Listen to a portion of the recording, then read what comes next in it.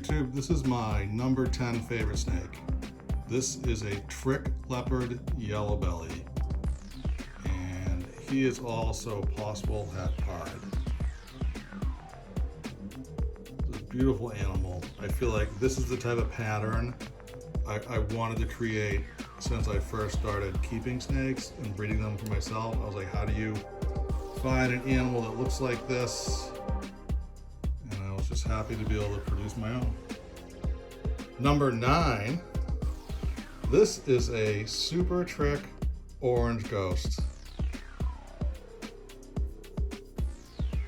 I always wanted an orange ghost trick, and then it just so happened everything aligned, and I ended up with a super trick orange ghost.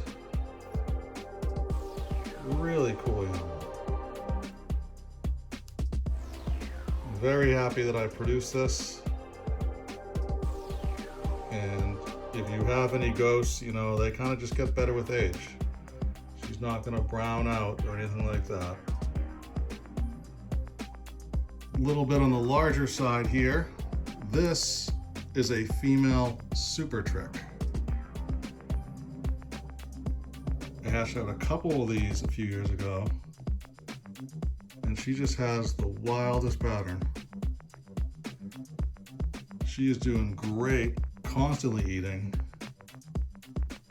and I really think she'll probably end up proving out het albino just based on that dorsal pattern.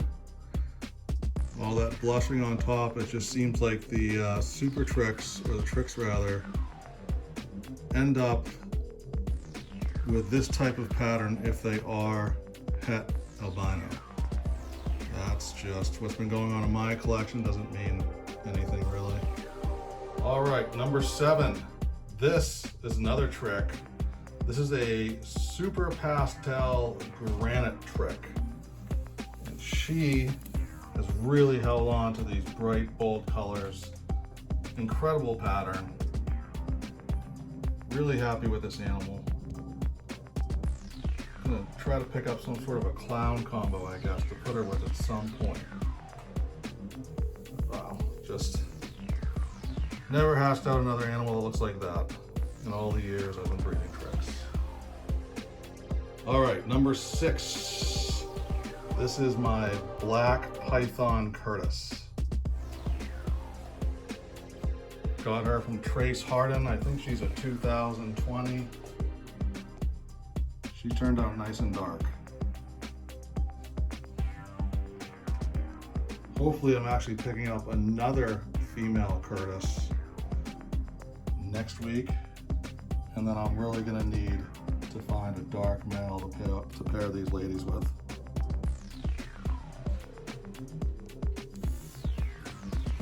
Very friendly animals. More calm and docile than even the most docile blood pythons. Just really nice, sweet animals right there. Great temperament. Great beginner short tail animal right there. All right, number 5. This is another python Curtis, but this is an orange head, aptly named. This lady right here is also possible het for caramel albino, so she will be paired with my caramel albino Curtis, hopefully as early as next year. She really held on to some nice high contrast areas. And believe it or not, her head is sometimes more orange than that. I think a lot of times these animals really flare up their colors if you feed them or if you handle them. For instance, me taking her out right now and interacting with her, maybe tomorrow, I'll open this unit up and her head will be bright orange. Just the way it goes. Number 4 favorite snake in my snake room. This is my Python Bronch. It is a martyr crossed with a VPI stripe. He is ready to breed and is really just waiting for the ladies to catch up. I got this one off of Craigslist, believe it or not. Someone was just going through a life change, downsizing their snake collection, and was looking for a good home. So, whoa, buddy, take it easy. A lot of you may recognize this girl from the video I made with the impaction. She's doing just fine. That is a Lily Zig Zag Python Bronch. Very unique pattern on this animal. And I'll be doing an update video on her because I know people were concerned if she was okay after all those urates came out of her. But as you can see, she's good.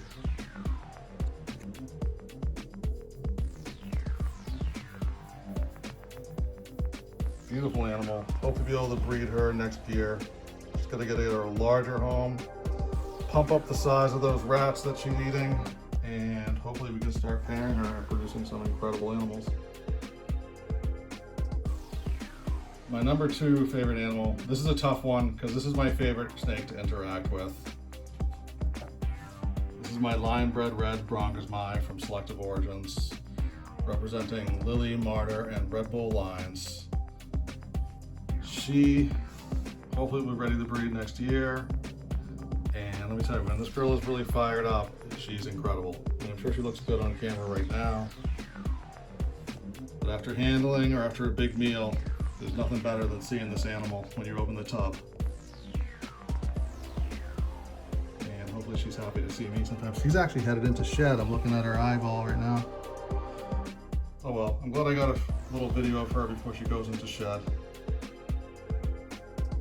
Sweet animal, but maybe for the slightly advanced keeper, I don't think this would be a great first pet for anybody. All right, and my number 1 snake in my snake room is no surprise, my almost all black IMG Boa Constrictor. This girl came to me all the way from England and is just a stunning example of the IMG gene. She's also het for Ralph Davis Reptiles Black-Eyed Anery.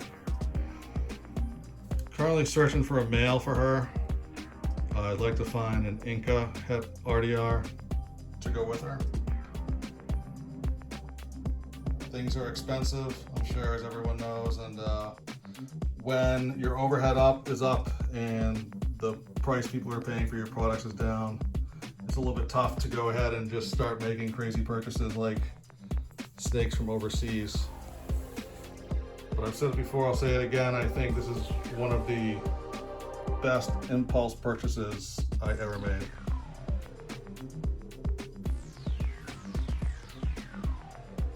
Saw her online, listed up on the breeder's website, and I went outside and I mowed the grass, thinking, oh no, I'm not gonna buy a snake from overseas. And then, 20 minutes later after thinking about it, I just shut the lawnmower off, came running inside, and messaged the breeder to see if she was still available and what the price was.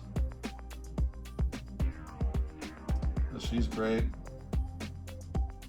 Absolutely healthy animal. Great transaction from the breeder as well. I mean, it was a little nerve-wracking to be trying to buy something for someone overseas, especially if it's a live animal. Everything worked out great. Well, I hope you've enjoyed my top 10 list in the snake room. If you have any questions about any of the animals, feel free to go ahead and leave a comment below.